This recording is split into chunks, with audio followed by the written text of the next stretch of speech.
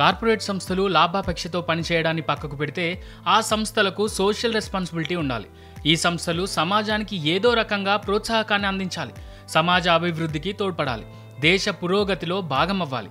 అయితే సోషల్ రెస్పాన్సిబిలిటీని పాటిస్తూ సమాజ శ్రేయస్సుకు తోడ్పడుతున్న సంస్థలకు, ఆ సంస్థలోని వ్యక్తులకు ద సిఎస్ఆర్ జర్నల్స్ ఎప్పుడూ అవార్డ్స్ ఇచ్చి సత్కరిస్తూనే ఉంటుంది.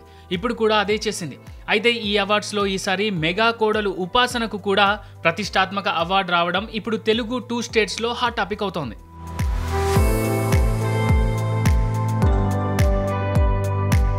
ఇక 2024 ద సిఎస్ఆర్ జర్నల్స్ అవార్డ్స్ వేడుక ముంబైలో గ్రాండ్గా జరిగింది. ఇక ఈ వేడుకలోనే మెగా కోడలు ఉపాసన the CSR journal empower her champion అవార్డును అందుకున్నారు.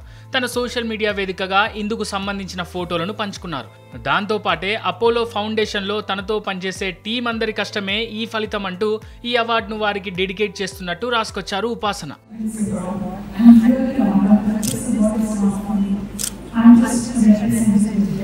This award is for all the women out there that work tirelessly to make the world a better place. God, I thank you, Lord, for this time, and I thank you for this.